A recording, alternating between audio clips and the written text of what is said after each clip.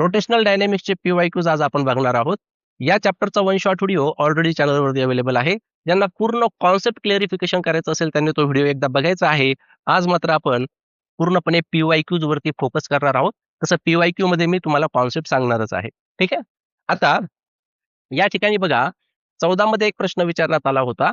The moment of inertia of a thin uniform rod rotating about the perpendicular axis passing through one end is I.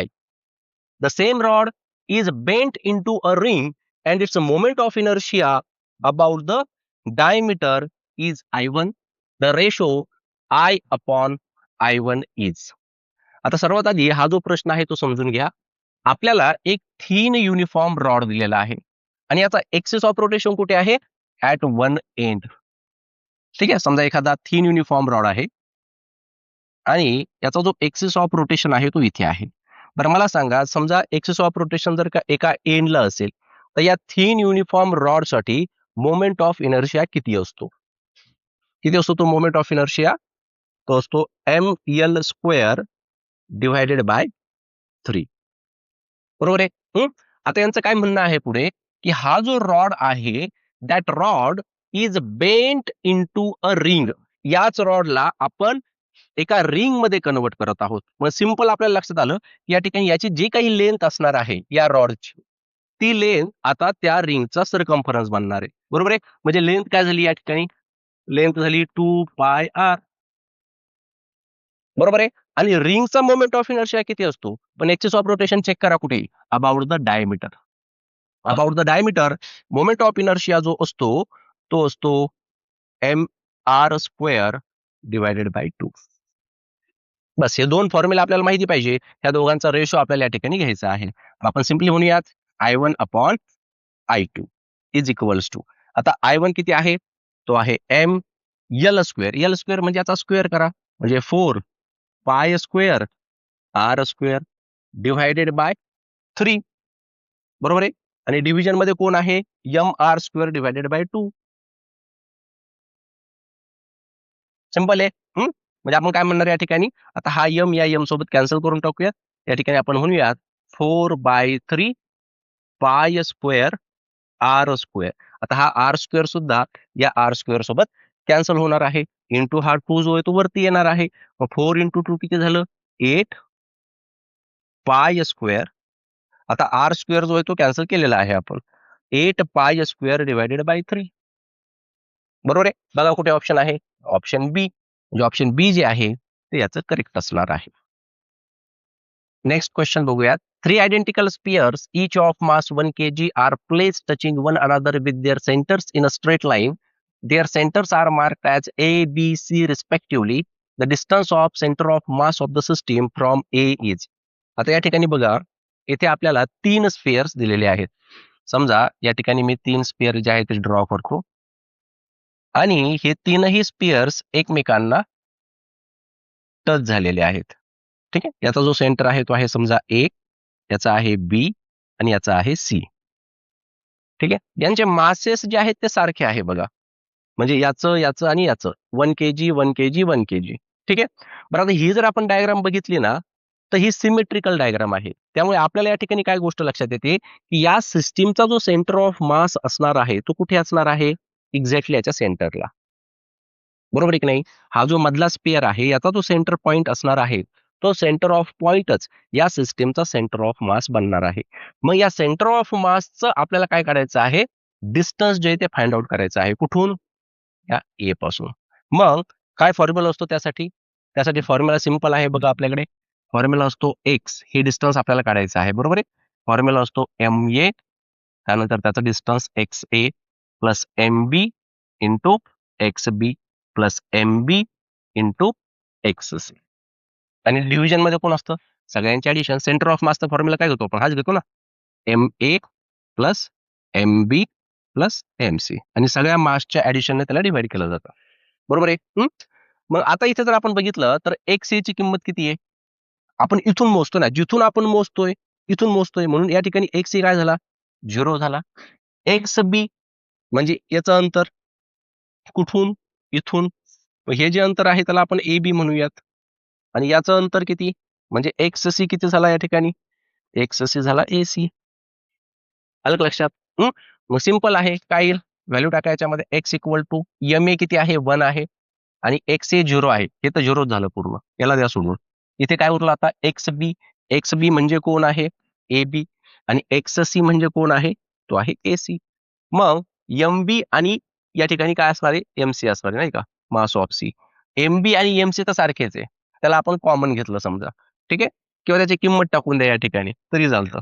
तिथं उरलं काय मग फक्त? ए B plus इथे कोण उरलं? ए सी आणि हे किती? 1 + 1 + 1 3. हे उत्तर आहे बघा याचं. म्हणजे कोणतं ऑप्शन आहे? A B plus A C divided by 3. D option जे ते करेक्ट आहे.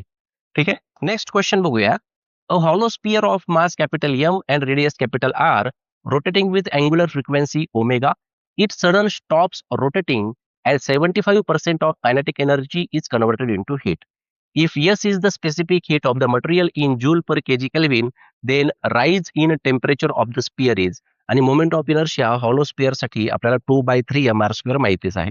तो त्यांनीच देखील आपल्याला दिलेला आहे. प्रश्न जो आहे तो व्यवस्थितपणे समजून घ्या. एक हॉलो स्पिअर आहे आणि हा हॉलो स्पिअर एका अँग्युलर फ्रिक्वेन्सीने फिरत आहे. मग हा हॉलो स्पिअर जर का कंटिन्युअसली फिरत असेल तर त्याची स्वतःची काय असणार आहे? काही ना काही रोटेशनल कायनेटिक एनर्जी असणार आहे. रोटेशनल कायनेटिक एनर्जी काय असते? ती असते 1/2 I ω². बरोबर आहे? एवढी काय झाली त्याची? रोटेशनल कायनेटिक एनर्जी झाली. आता त्यांचं काय म्हणणं आहे की हा स्पिअर फिरता फिरता थांबत आहे.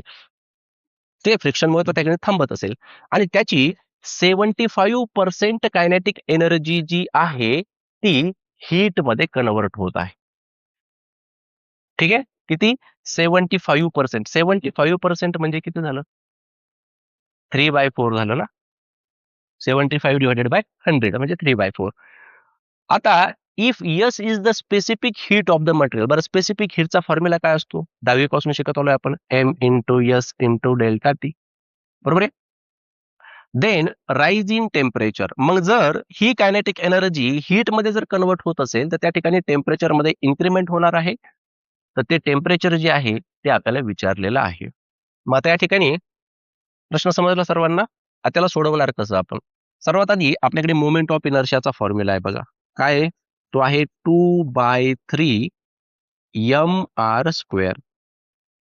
रोटेशनल कायनेटिक एनर्जीचा काय फॉर्म्युला आहे? तो आहे 1/2 I. I म्हणजे या ठिकाणी दिलेला आहे जो की आहे 2/3 mr² इंटू ω². बरोबर आहे? मग इथे आपण काय म्हणणार? हा 2 जो आहे या 2 सोबत कॅन्सल झाला आणि रोटेशनल कायनेटिक एनर्जी आपल्याला मिळाली जी की असणार आहे mr² ω² डिव्हायडेड बाय 3. हा फॉर्म्युला आता डायरेक्टली लक्षातही ठेवायचा बरं का.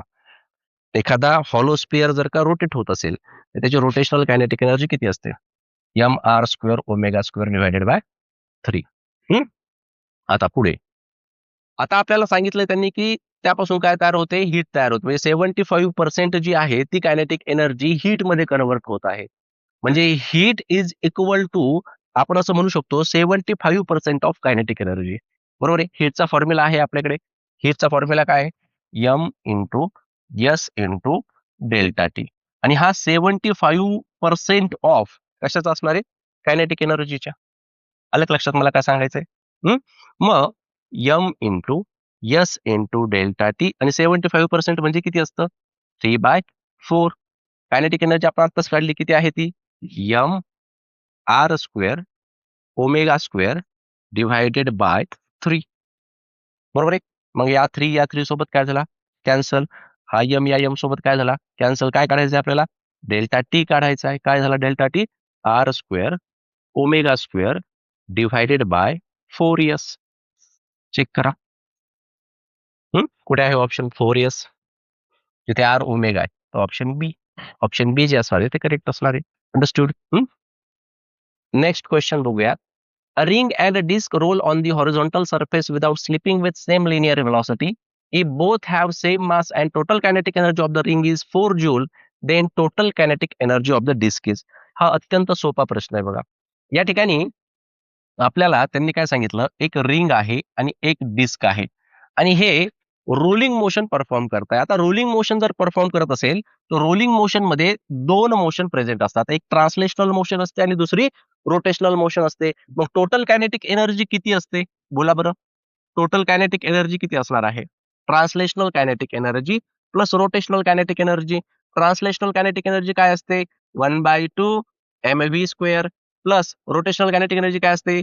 1/2 I ओमेगा स्क्वेअर. बरोबर आहे.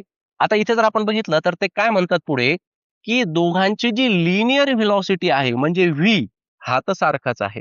याच्यासोबत दोघांचं मास सुद्धा सेम आहे. म्हणजे लिनियर व्हेलॉसिटी आणि मास हे दोन्ही पण काय झाले? सेम झाले. म्हणजे ट्रान्सलेशनल कायनेटिक एनर्जी तर दोघांची सारखीच असणार आहे. बरोबर आहे.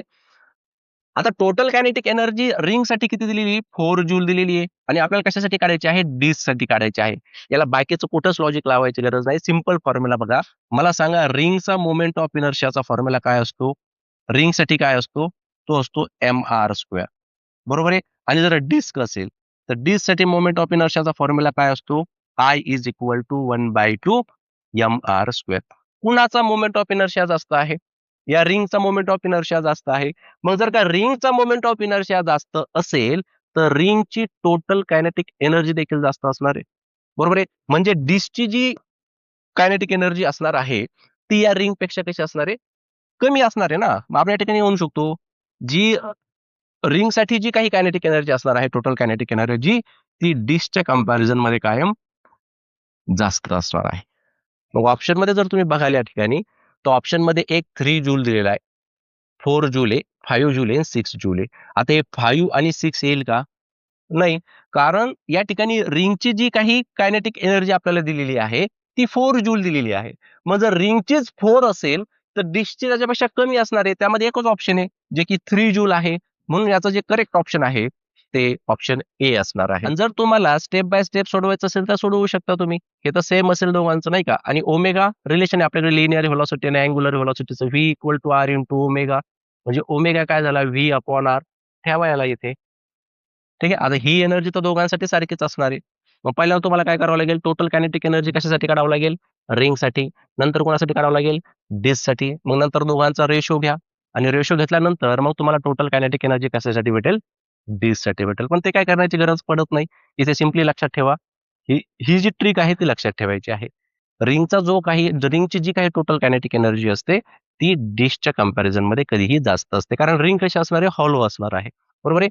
डिस्कमध्ये काय होतं? सेंटरला मास जे आहे ते डिस्ट्रिब्यूट होत असतं. त्यामुळे याचा मोमेंट ऑफ इनर्शिया काय असतो?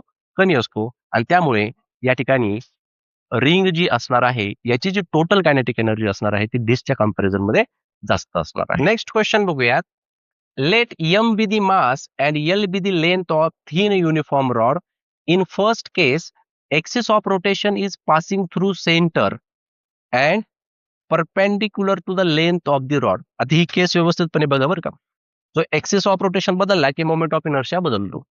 तर ते काय म्हणतात, की एक थिन युनिफॉर्म रॉड आहे. पहिल्या केसमध्ये जो एक्सिस ऑफ रोटेशन आहे that is passing through the centre and perpendicular to the length of rod. In second case, axis of rotation is passing through one end and perpendicular to the length of the rod. लक्षात आलं का? पहिली केस काय? एक uniform rod आहे आणि याचा जो एक्सिस ऑफ रोटेशन आहे तो सेंटर मधून आहे. ठीक आहे. सेकंड केसमध्ये काय दिलेलं आहे? सेकंड केसमध्ये हा जो थिन युनिफॉर्म रॉड आहे, याचा जो एक्सिस ऑफ रोटेशन आहे तो एका एंडला आहे. दोघांसाठी मोमेंट ऑफ इनर्शिया वेगवेगळे असतात. या केससाठी काय असतो moment of inertia? I is equal to बोला ml² 12 आणि यासाठी काय असतो मोमेंट ऑफ इनर्शिया? हा असतो ml²/3. ठीक आहे. आता ते म्हणतात the ratio of radius of gyration. म्हणजे काय विचारले सरळ सरळ? रेशो म्हणजे K1 अपॉन K2. के म्हणजे काय? Radius of gyration. बरं रेडियस ऑफ जायरेशन माहिती आहे तुम्हाला? के काय असतो? असा पॉइंट असतो ज्या पॉइंटवरती त्या सिस्टीमचं टोटल मास कॉन्सन्ट्रेट झालेलं असतं. मग त्या एक्सिस ऑफ रोटेशन पासून ते जे डिस्टन्स घेतात त्याला आपण के ने रिप्रेझेंट करतो. त्याला आपण रेडियस ऑफ जायरेशन असं म्हणतो.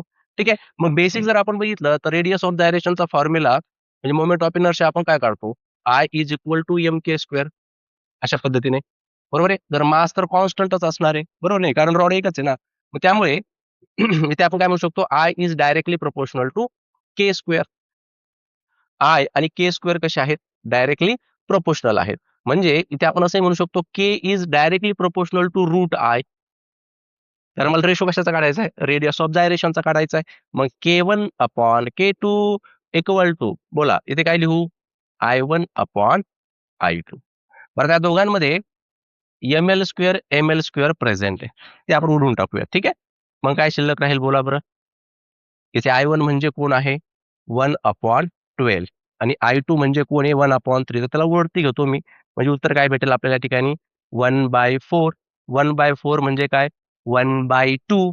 म्हणजे कोणतं ऑप्शन करेक्ट आहे, बी ऑप्शन करेक्ट आहे. नेक्स्ट क्वेश्चन बघूयात. A wheel of moment of inertia 2 kg meter square is rotating about an axis passing through center and perpendicular to its plane at a speed of 60 radian per second. Due to friction, it comes to rest in 5 minutes. The angular momentum of the wheel 3 minutes before it stops rotating is. बघा, हा प्रश्न जो आहे तो एकदा आपण व्यवस्थितपणे समजून घेऊयात.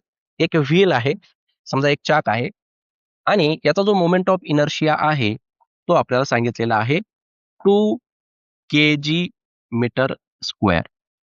त्याचा एक्सेस ऑफ रोटेशन जो आहे तो सेंटर मधून जात आहे, and that is perpendicular to plane. आणि हा जे चाक फिरत आहे याची स्पीड दिलेली आहे बघा, म्हणजे ओमेगा, अँग्युलर स्पीड किती आहे, 60 radian per second. Due to friction it comes to rest in 5 minutes. 5 मिनिटानंतर हे चाक फिरायचं थांबणार आहे. ठीक आहे, फ्रिक्शनमुळे.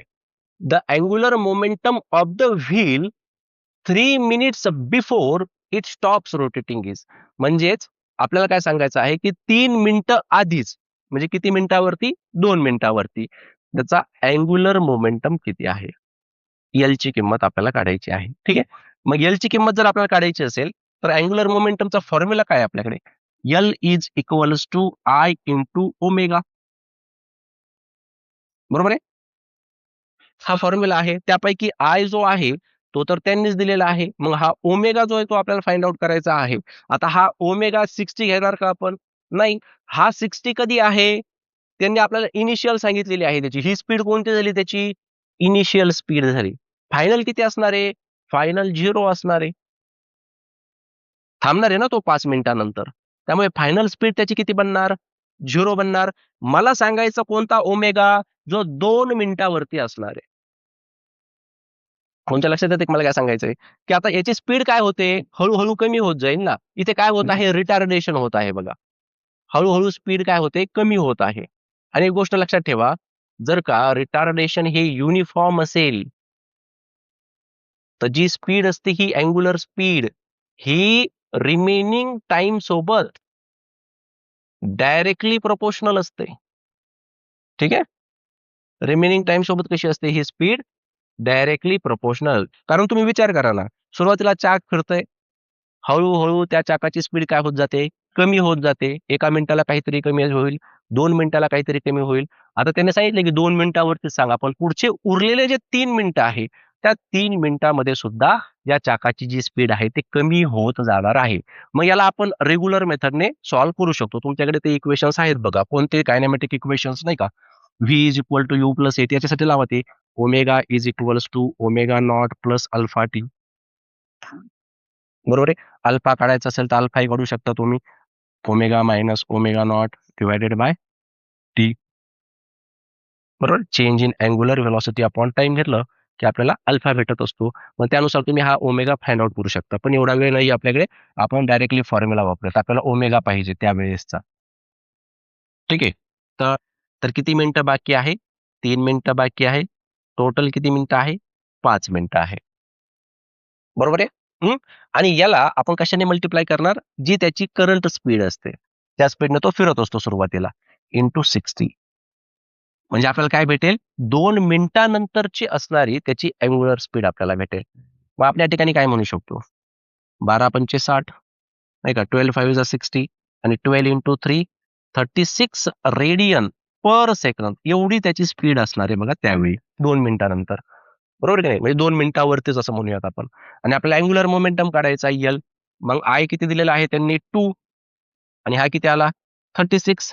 36 इंटू 2 म्हणजे किती, 72. बरोबर आहे. मग आपलं उत्तर बघा 72 आहे का कुठे हे 72 kg मीटर स्क्वेअर पर सेकंड म्हणजे ऑप्शन सी जे आहे त्या ठिकाणी करेक्ट असणार आहे. नेक्स्ट क्वेश्चन बघूया. A ceiling fan rotates about its own axis with some angular velocity.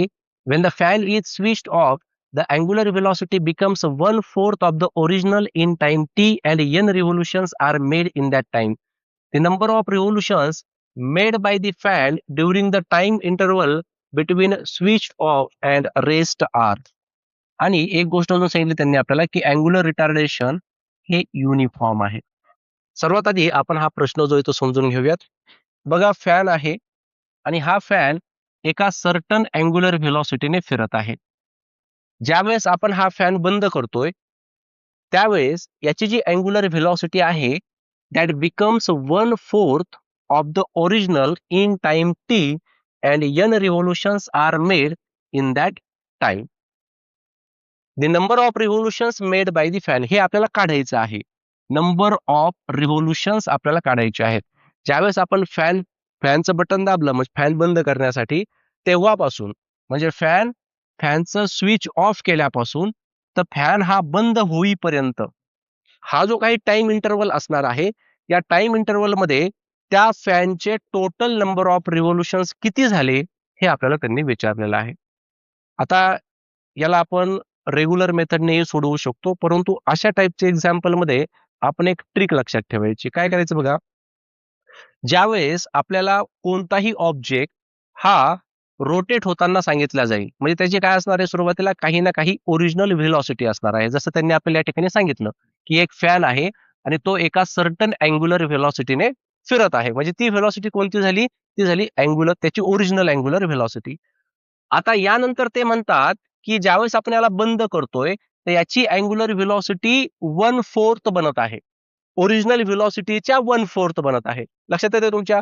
मग या ठिकाणी ते पुढे प्रश्नामध्ये असे म्हणू शकतात हाफ बनत आहे, 1/3 बनत आहे, 1/5 बनत आहे. ठीक आहे. म्हणजे एखादा ऑब्जेक्ट रोटेट होत असताना जर का आपण तो बंद केला आणि बंद केल्यानंतर त्याचं काय होत आहे त्या ठिकाणी युनिफॉर्म रिटार्डेशन होत आहे. तर अशा केसमध्ये त्याची जी अँग्युलर व्हेलॉसिटी असते आणि जे नंबर ऑफ रिव्होल्यूशन्स असतात हे डायरेक्टली प्रपोर्शनलच असतात रिटार्डेशनच्या केसमध्ये. ठीक आहे. मग आपल्याला काय लक्षात ठेवायचं आहे असा फक्त फॅनच नाही असा कुठलाही ऑब्जेक्ट यांनी आपल्याला दिला आणि ते म्हणतात की त्याची जी आता व्हेलॉसिटी आहे ती ओरिजिनल व्हेलॉसिटीच्या 1/x टाइम्स आहे. काय 1/x. मग हा x या ठिकाणी काही असू द्या. इथे 2 असू शकतो, 3 असू शकतो, 4 असू शकतो, 5 असू शकतो, काही असेल. ठीक आहे. मग आणि आपल्याला काढायचंय काय आपल्याला विचारलं जाईल की त्याचे नंबर ऑफ रिव्होल्यूशन सांगा किती आहे. मग अशा केसमध्ये एक अतिशय सिंपल फॉर्म्युला वापरायचा n into x square divided by x square minus 1 हा फॉर्म्युला लक्षात ठेवा.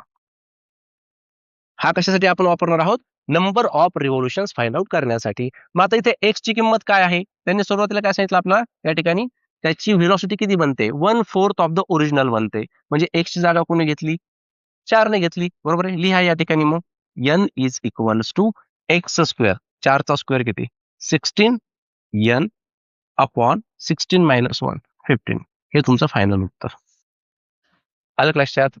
म्हणजे ऑप्शन सी जे आहे बघा ते या ठिकाणी करेक्ट असणार आहे. यानंतरचा आपण प्रश्न बघूयात. A mass attach to one end of a string crosses topmost point on a vertical circle with a critical speed. Its centripetal acceleration when string becomes horizontal will be. तर हा व्हर्टिकल सर्क्युलर मोशनचा concept वरती depend आहे बघा. Vertical circular motion मध्ये आपण energy आणि velocity हे फाइंड आउट करत होतो. ठीक आहे. त्यांचं काय म्हणणं आहे एका दोरीला एक ऑब्जेक्ट बांधलेला आहे. ठीक आहे. आणि टॉप मोस्ट पॉइंट म्हणजे या पॉइंट वरती समजा तो असा फिरत आहे. तर या पॉइंट वरती याची जी स्पीड असते ती किती असते टॉप मोस्ट पॉइंटला बोला √rg असते. बरोबर आहे. आणि हॉरिझॉन्टलला किती असते इथे समजा इथे जर का आपण त्याची स्पीड बघितली तर ही स्पीड असते किती व्ही टॉप याचा स्क्वेअर करतो आपण आणि याच्यामध्ये 2gr ऍड करतो. माहिती ना हा फॉर्म्युला सर्वांना. तर आपल्याला विचारलेलं त्यांनी हॉरिझॉन्टल आहे ना. ठीक आहे. मग आता आपल्याकडे टॉपची जी स्पीड असणार आहे टॉप पॉइंट वरती टॉप मोस्ट पॉइंट वरती याची जी क्रिटिकल स्पीड असणार आहे ती आहे आपल्याकडे, ती किती आहे? ती आहे √RG. आणि आपल्याला काय काढायचंय? हॉरिझॉन्टल साठी काढायची आहे. मग हॉरिझॉन्टल साठी काय येणार आहे? याचा स्क्वेअर करा. याचा स्क्वेअर केला तर काय येतो? RG प्लस 2GR म्हणजेच 2RG. हे किती झालं? 3RG. येतं का लक्षात? हं? आणि काढायला काय सांगितलं त्यांनी? Centripetal acceleration. बरं, सेंट्रिपिटल ऍक्सलरेशन काय असतं बोला? सेंट्रिपिटल ऍक्सलरेशन म्हणजे काय? V/R ना, बरोबर की नाही? सेंट्रिपिटल ऍक्सलरेशन आपण कसं काढतो? सेंट्रिपिटल ऍक्सलरेशन मुळे काय होत असतं? बघा, ज्यावेळेस कुठलाही ऑब्जेक्ट सर्क्युलर मोशन परफॉर्म करत असेल, तर त्याच्यामध्ये 2 ऍक्सलरेशन्स असतात ना. एक असतं टँजेन्शियल ऍक्सलरेशन आणि जे दुसरं असतं, ते असतं सेंट्रिपिटल ऍक्सलरेशन. तर टँजेन्शियल ऍक्सलरेशन काय करतं? त्याची स्पीड जी आहे, तो चेंज करत असतो.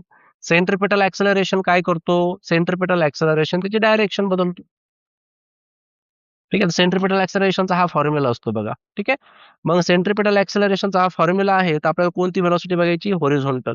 सो VAC म्हणजे काय? Centripetal acceleration is equals to 3RG/R. R या R सोबत कॅन्सल, म्हणजे उत्तर काय आलं?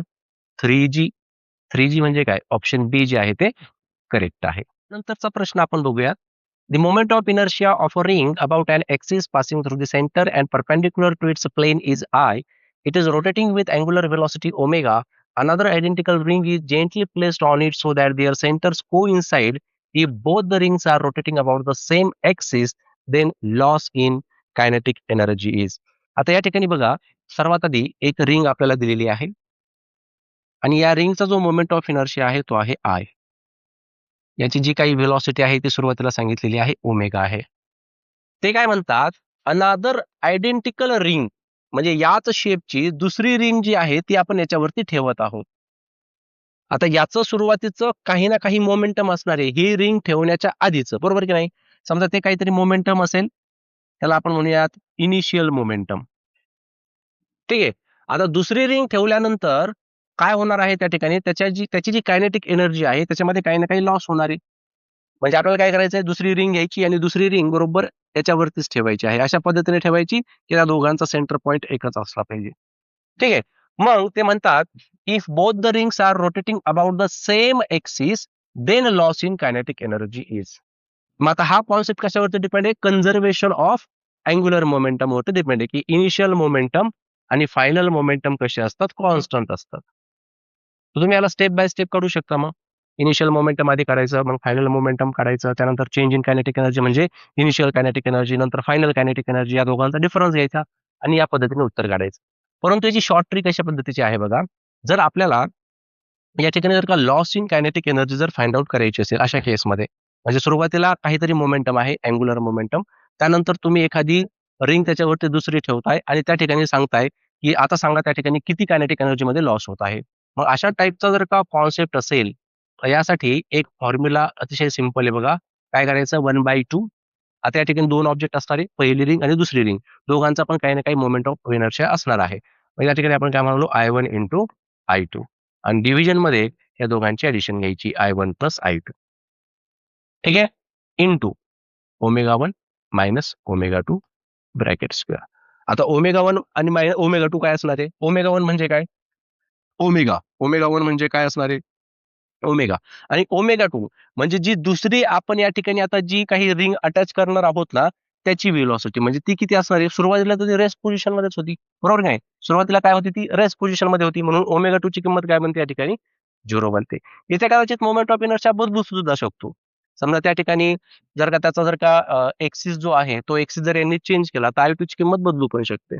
ठीक आहे? पण नॉर्मली अशा प्रकारचा जर का कॉन्सेप्ट असेल, की त्यांचा एक्सिस ऑफ रोटेशन एकच आहे आणि त्या एक्सिस भोवतीच हे दोन्ही पण ऑब्जेक्ट फिरत आहेत. मग अशा केसमध्ये जर आपल्याला लॉस इन कायनेटिक एनर्जी जर विचारलं, तर हा सिंपल फॉर्म्युला जो आहे, तो सीईटी साठी लक्षात ठेवायचा आहे. ठीक आहे. याच्यामध्ये तुम्ही जर किमती ठेवल्या, तर तुम्हाला डायरेक्टली उत्तर भेटेल बघा. 1/2 दोघांचा मोमेंट ऑफ इनर्शिया सारखा असेल. I1 plus I into I या ठिकाणी I स्क्वेअर येणार आणि I प्लस I 2I येणार इंटू इथे ओमेगा स्क्वेअर येणार. कारण ओमेगा 2 ची किंमत काय? 0 आहे. मग आपल्याला काय भेटत आहे या ठिकाणी? I square omega square divided by 2 2 जा 4I. तर एक आय या आय सोबत कॅन्सल करा, म्हणजे I omega square divided by 4 हे आपलं फायनल उत्तर असणार आहे. बघा मग कोणतं ऑप्शन करेक्ट आहे या ठिकाणी? I omega square divided by 4 हे करेक्ट उत्तर आहे. यानंतरचा प्रश्न आपण बघूयात.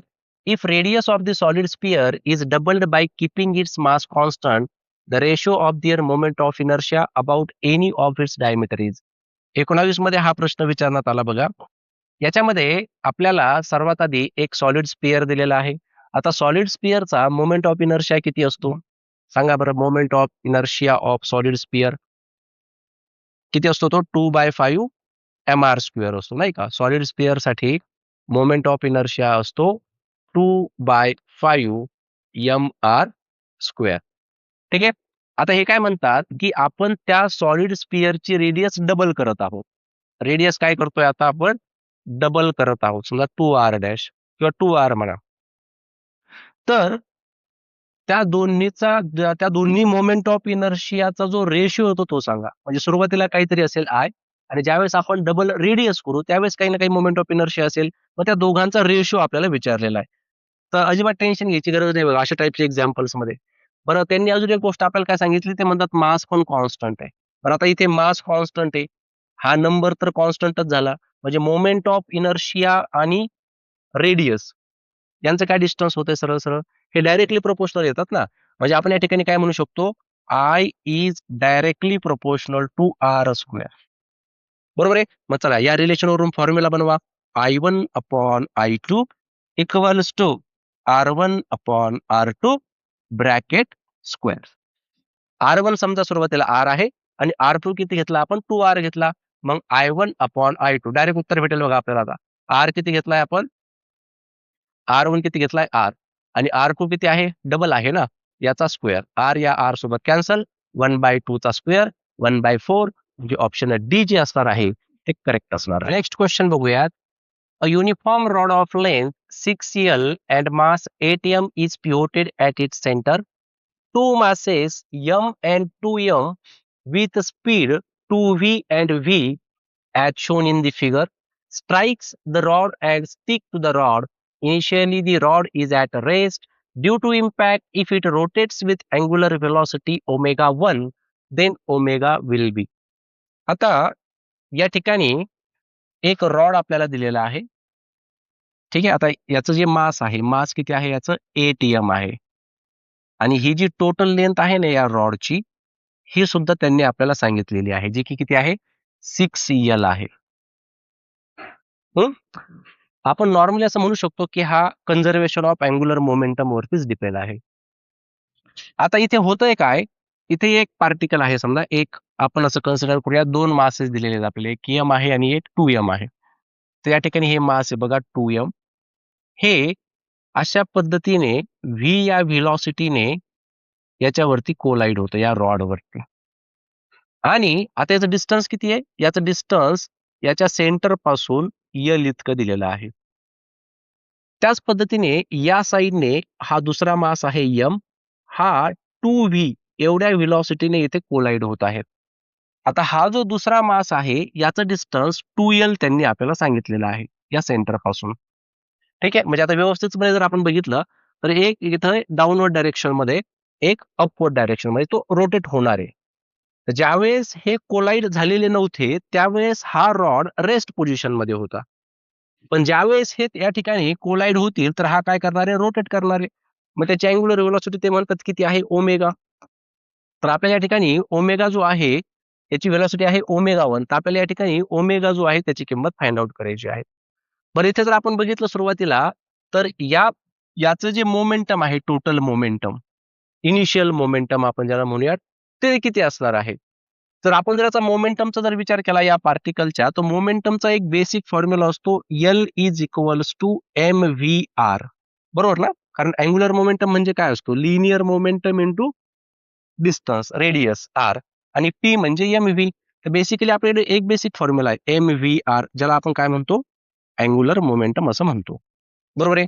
मग मला जर का आता या पार्टिकलचं किंवा तो जो काही तो 2m जो मास आहे याचं जर का मला मोमेंटम काढायचं असेल तर हे मोमेंटम किती असणार आहे? त्याला मी L1 असं म्हणतो. तर हे मोमेंटम असणार आहे मास. आता मास किती आहे? 2m आहे. त्यानंतर व्हेलॉसिटी याची किती आहे, व्ही आहे, आणि डिस्टन्स किती आहे याचं, ते आहे एल. म्हणजे 2m/v/l एवढं मोमेंटम जे आहे मला ते या 2mचं भेटणार आहे.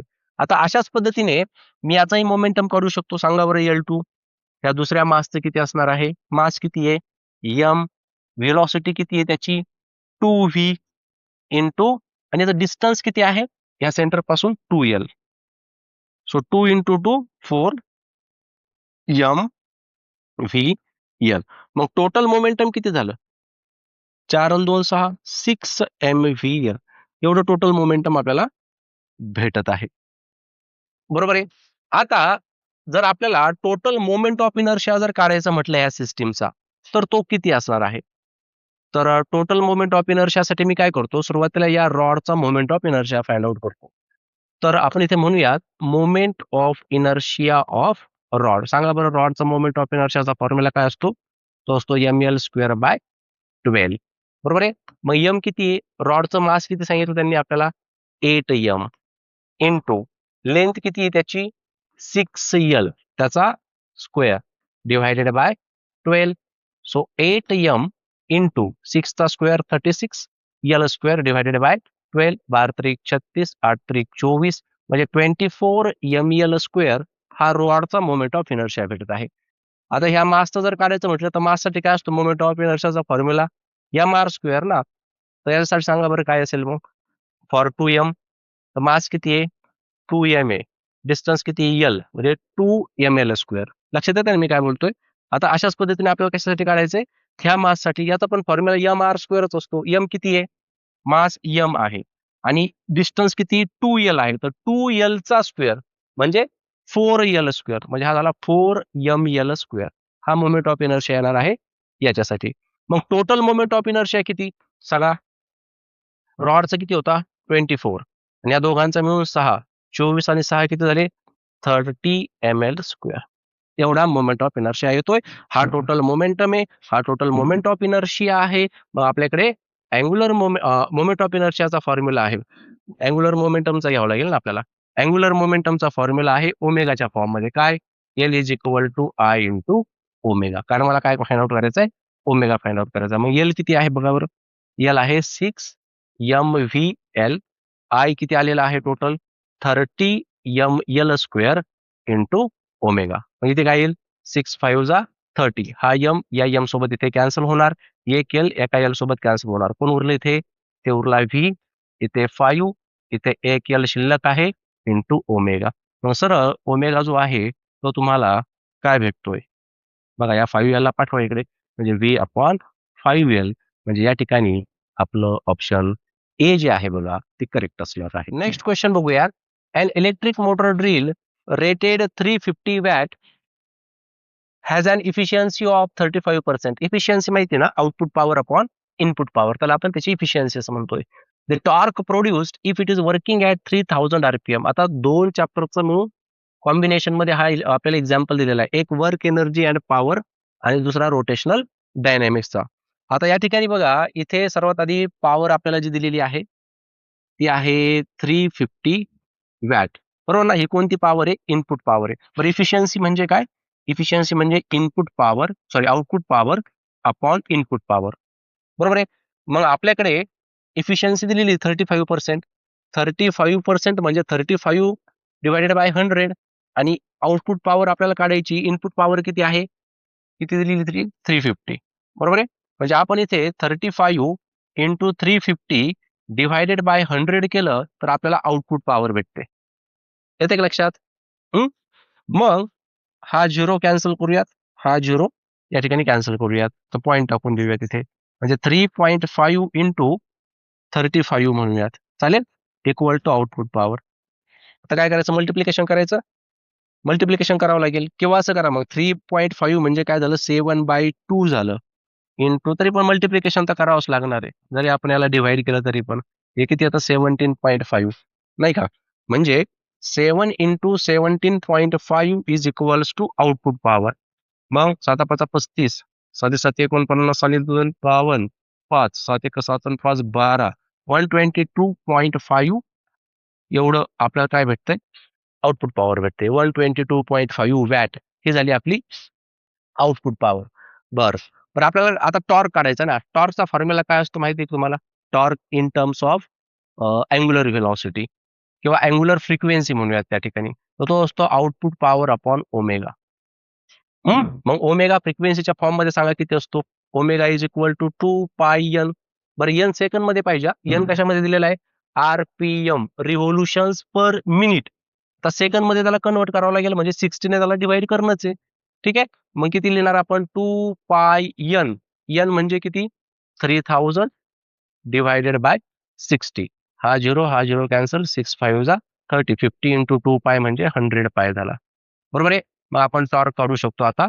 Tau is equal to output power आहे तुमच्याकडे 122.5 डिवायडेड बाय 100 पाय. ठीक आहे. आता 100 म्हणजे हे 2 झिरो कट करतो डेसिमल पॉईंटला इथे शिफ्ट करतो. म्हणजे tau is equal to 1.225 upon pi. Pi म्हणजे किती असतो? 3.14. So 1.225 upon 3.14. आता आता हे कॅल्क्युलेशन करत बसायचं का? बरं हे काय करू आपण याला अप्रॉक्सिमेट काढू आता. ठीक आहे. So tau is equal to बघा हा शेवटचा 5 आहे उडून टाकू म्हणजे काय झालं 1.22 अपॉन 3.14. आलं का लक्षात? मग आता हा डेसिमल पॉईंट नंतर 2 सारखेच डिजिट आहे ना, तर ते कॅन्सल होऊन जातील. हे निघून जातील इथे. म्हणजे टाऊ इज इक्वल टू काय येतंय सरळ सरळ 122 अपॉन 314. समजा 2 ने डिवाइड केलं तर काय येईल या ठिकाणी? 2 6 जा 12 बरोबर ना? आणि 2 1 जा 2 61 आणि इथे काय येणार आहे 157 येणार आहे. बरोबर आहे. आता 61 हा 157 पेक्षा लहान आहे. समजा 0 घेतला म्हणजे 0 पॉइंट उत्तर तर 0 पॉइंटच असणार आहे. बरोबर. आता इथे 157 आहे आणि इथे 610 आहे. 15 चौक 60. 15 4 जा 600 म्हणजे 0.4 याच्या आसपास काहीतरी उत्तर येतं. आता 0.4 म्हटलं तर त्याच्याजवळ एकच उत्तर दिसतं बघा आपल्याला, जे की 0.39 आहे. तर ऑप्शन सी जे आहे बघा, ते याचं करेक्ट उत्तर असणार आहे. ठीक आहे. हवं तर तुम्ही त्या ठिकाणी फाइंड आउट करून बघा. तुम्हाला अॅक्युरेट उत्तर सुद्धा भेटेल. बघूयात. A solid sphere of mass capital M and radius capital R is rotating about its diameter. A solid cylinder of same mass and same radius is also rotating about its geometrical axis. If both are rotating with same angular speed, then ratio of their kinetic energy of the rotation. अतिशय simple प्रश्न आहे बघा. या ठिकाणी एक solid sphere आहे ज्याचं मास आहे M, रेडियस आहे R and that is rotating about its diameter. बरं जाऊ द्या. कायनेटिक एनर्जीचा फॉर्म्युला सांगा बरं मला. रोटेशनल कायनेटिक एनर्जीचा तो काय असतो 1/2 I ओमेगा स्क्वेअर असतो. ठीक आहे. मग आता एक आहे सॉलिड स्पिअर याचा मोमेंट ऑफ इनर्शियाचा फॉर्म्युला लागेल अबाउट इट्स डायमीटर. त्यानंतर सॉलिड सिलेंडर दिलेला आहे त्याचं पण मास तेवढंच आहे जेवढं सॉलिड स्पिअरचं आहे. रेडियस सुद्धा सारखी आहे. तो सुद्धा रोटेट करत आहे अबाउट इट्स जिओमेट्रिकल एक्सेस. म्हणजे मोमेंट ऑफ इनर्शियाचे मला दोघांचे फॉर्म्युले लागणार आहे. एक सॉलिड स्पिअरचा फॉर्म्युला. सॉलिड स्पिअरचा आपल्याला माहिती काय? सॉलिड स्पिअरचा असतो 2/5 mr स्क्वेअर आणि सिलेंडरचा काय असतो? सिलेंडरचा असतो 1/2 mr स्क्वेअर. बरोबर आहे. आता कायनेटिक एनर्जी आपण पहिल्यांदा फाइंड आउट करून घेऊयात. कशासाठी काढायची? स्पिअरसाठी काढूयात. स्पिअरची काय येणार आहे 1/2. मोमेंट ऑफ इनर्शिया काय? 2/5 mr square omega square. 2 2 cancel म्हणजे काय 1/5 mr स्क्वेअर ओमेगा स्क्वेअर. हा कशासाठी झाला? स्पिअरसाठी. आता सिलेंडरसाठी काढा. सिलेंडरसाठी काय येईल 1/2 I किती आहे 1/2 mr स्क्वेअर ओमेगा स्क्वेअर. आणि शेवटी काय विचारलं त्यांनी? रेशो घ्या म्हणतात. घ्या रेशो याचा. हे तर दोन्ही कॅन्सल झाले. बरोबर आहे. मग इथे उरलं काय? वरती आहे 1/5 आणि खाली आहे 1/4 म्हणजे 4/1 म्हणजे उत्तर काय आहे 4/5. बरोबर आहे. म्हणजेच या ठिकाणी ऑप्शन दिलेलं नाहीये पण याचं उत्तर जे आहे ते 4/5 आहे. लक्षात ठेवा. बघूयात. 5 solid spheres each of mass m and radius r are rotating about an axis a dash as shown in figure. Hence the moment of inertia of the system about axis of rotation a dash is. Diagram दिसते. तर ही system आहे बघा आणि हा axis आहे. तर ह्या axis भोवती काय होतंय हा फिरत आहे. तर आपल्याला त्याचा मोमेंट ऑफ इनर्शिया जो आहे तो ए डॅश या एक्सिसच्या भोवती विचारलेला आहे. ठीक आहे. आता जर आपण बघितलं व्यवस्थितपणे तर या ठिकाणी बघा, हा एक स्पियर, हा एक स्पियर आणि हा एक स्पियर यांचा एक्सिस एकच झालेला आहे. म्हणजे यांचे मोमेंट ऑफ इनर्शिया सारखेच असणार आहे. बरोबर आहे. मला समजा मी जर का एका स्पियरचा जर मोमेंट ऑफ इनर्शिया काढला, समजा मी या ठिकाणी म्हणालो moment of inertia of single, काय स्पियरच आहेत ना, हा सॉलिड स्पियर आहेत. ठीक आहे. ऑफ सिंगल सॉलिड स्पियर, काय फॉर्म्युला आहे मोमेंट ऑफ इनर्शिया त्यासाठी आपल्याकडे, I is equals to 2/5 mr square. हा एकाचा झाला. बरोबर आहे.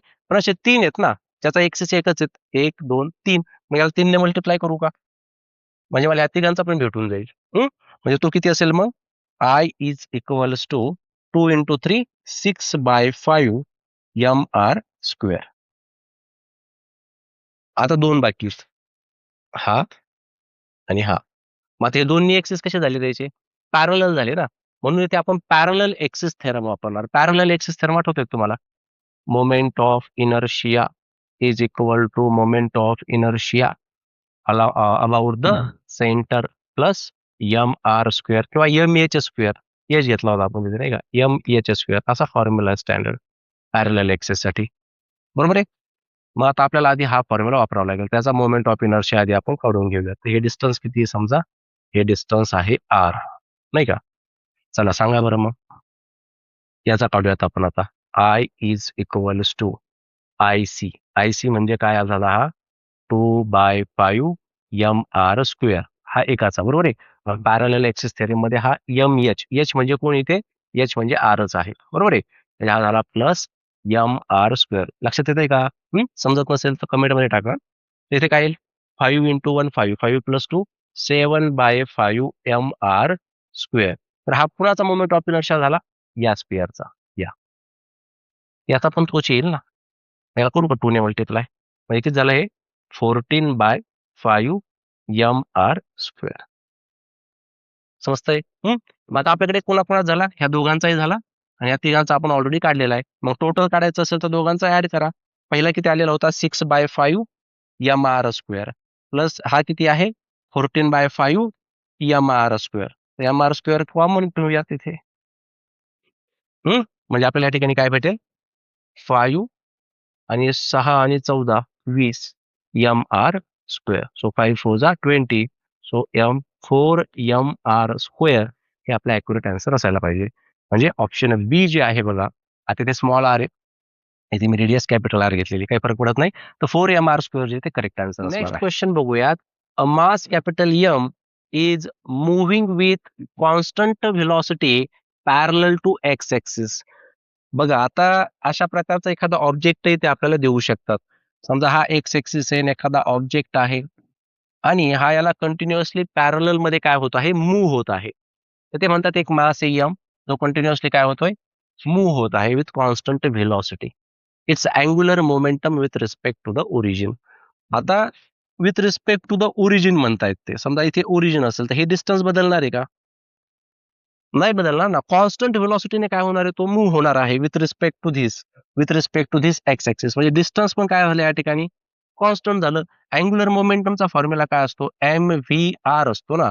मग हा आर काय आहे, कॉन्स्टंट आहे. व्ही काय आहे, कॉन्स्टंट आहे. मास काय, मास एकच असणार आहे, कॉन्स्टंटच आहे. बरोबर आहे. म्हणजे एल काय झाला, पूर्णपणे कॉन्स्टंट झाला. असा हा प्रश्न विचारण्यात आला होता बघा. काय याचं ऑप्शन, ऑप्शन ए जे ते करेक्ट आहे. नेक्स्ट क्वेश्चन बघूयात.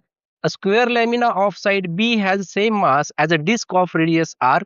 The moment of inertia of the two objects about an axis perpendicular to the plane and passing through the center is equal. The ratio B upon R. B म्हणजे जो square आपल्याला दिलेला आहे ना, square त्याची side आहे बरं ही बी.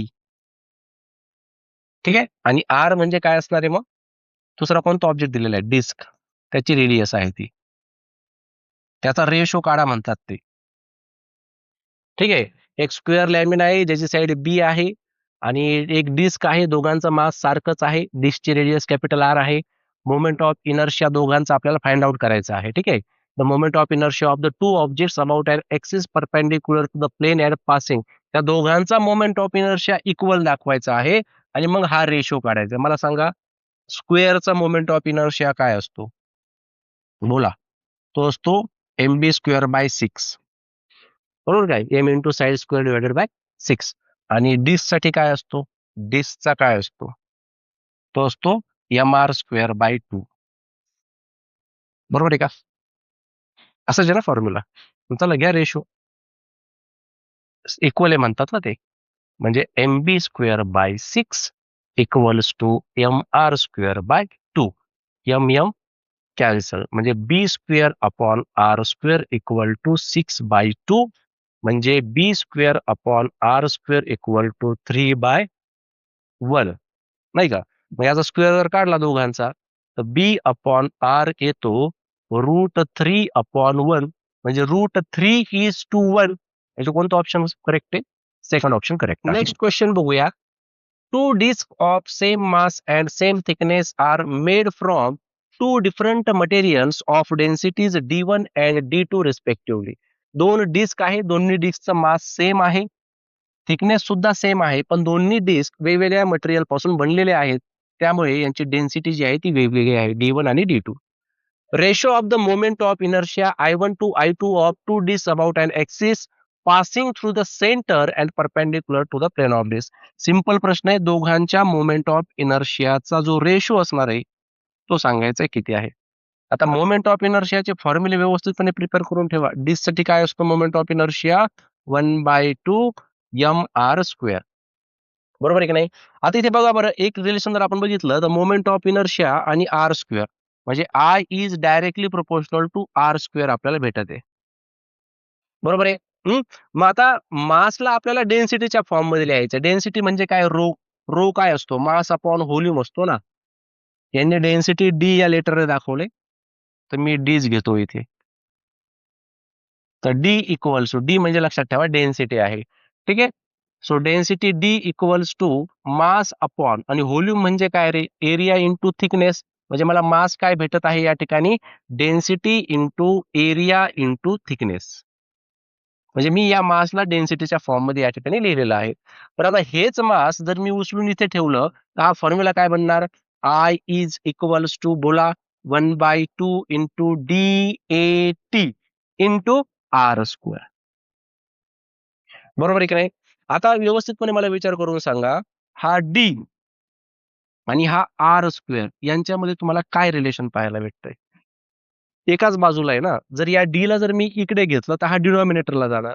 म्हणजे आपण सरळ म्हणू शकतो या ठिकाणी, की हा जो D आहे तो त्या r² सोबत इन्व्हर्सली प्रोपोर्शनल आहे किंवा r² जो आहे तो या D सोबत इन्व्हर्सली प्रोपोर्शनल आहे. ही गोष्ट लक्षात आली का तुमच्या?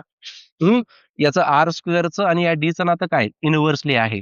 आणि r² आणि I यांचं काय नातं आहे? डायरेक्टली. मग या r² च्या जागेवरती मी हा I लिहू शकतो. म्हणजे I म्हणजे काय? Moment of inertia is inversely proportional to density. मग या रिलेशन वरून आपण म्हणू शकतो I1 upon I2 equals to D2 upon D1. D2 upon D1. D is two D1. तर second option D2 is two D1. तर सेकंड ऑप्शन जे ते करेक्ट असणार आहे. यानंतरचा प्रश्न बघूयात. A particle rotates in a horizontal circle of radius capital R in a conical funnel with constant speed v. The inner surface of the funnel is smooth. The height of the plane of the circle from the vertex of the funnel is. आता हा प्रश्न जो आहे तो समजून घ्या. समजा या ठिकाणी आपण एक कोन दाखवूया. समजा हा कोनिकल फनेल आहे अशा पद्धतीचा. ठीक आहे. आणि याचा आतमधला जो सरफेस आहे ना, तर हा आतमधला सरफेस पूर्णपणे स्मूथ आहे. आणि याच्यामध्ये एक पार्टिकल आहे, जो पार्टिकल अशा प्रकारची एक व्हर्टिकल सर्क्युलर मोशन परफॉर्म करत आहे.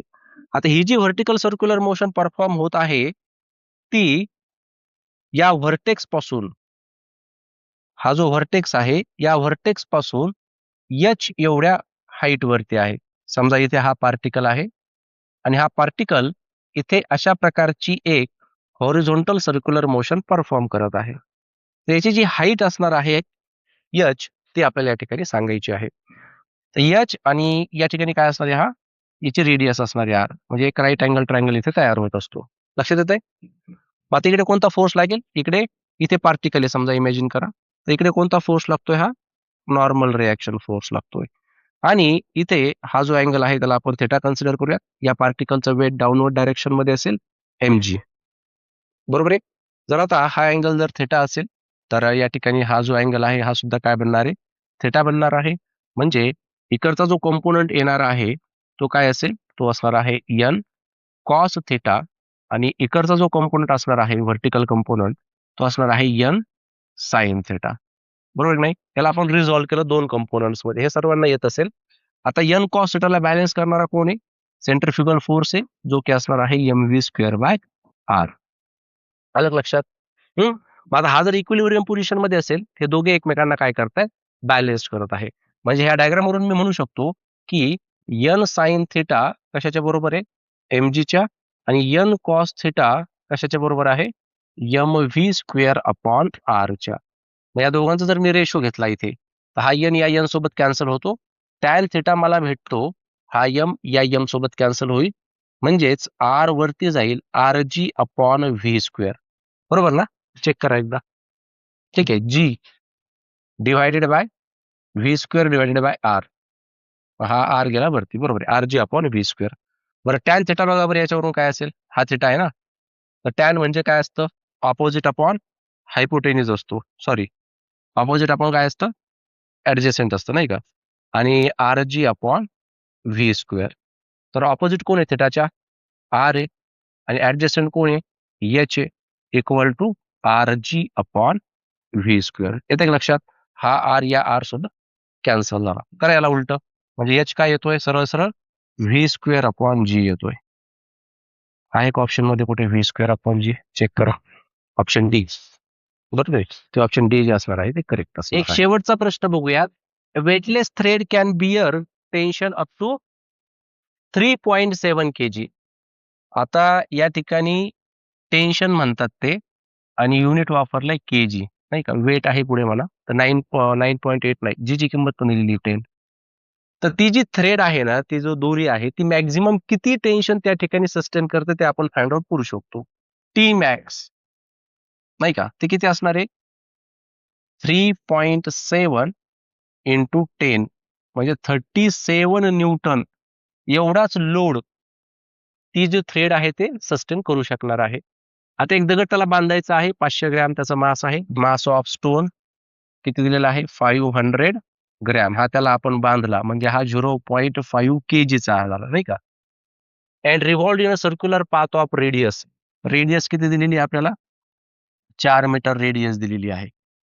इन अ व्हर्टिकल प्लेन, ठीक आहे, व्हर्टिकल सर्क्युलर मोशनचा कॉन्सेप्ट आहे हा. तर मॅक्झिमम अँग्युलर व्हेलॉसिटी आपल्याला विचारलेली आहे. आता हे बाकी सगळ्या गोष्टी सोडून द्या, एक गोष्ट लक्षात ठेवा, व्हर्टिकल सर्क्युलर मोशन मध्ये जर आपल्याला मॅक्झिमम अँग्युलर व्हेलॉसिटी जर विचारली, तर त्यासाठी एक फॉर्म्युला लक्षात ठेवायचा, omega is equals to root मध्ये maximum tension minus M G divided by M R. हा फॉर्म्युला आहे बघा. ठीक आहे, आता हे स्टोन साठी असणार आहे आणि हे त्या थ्रेड साठी असणार आहे.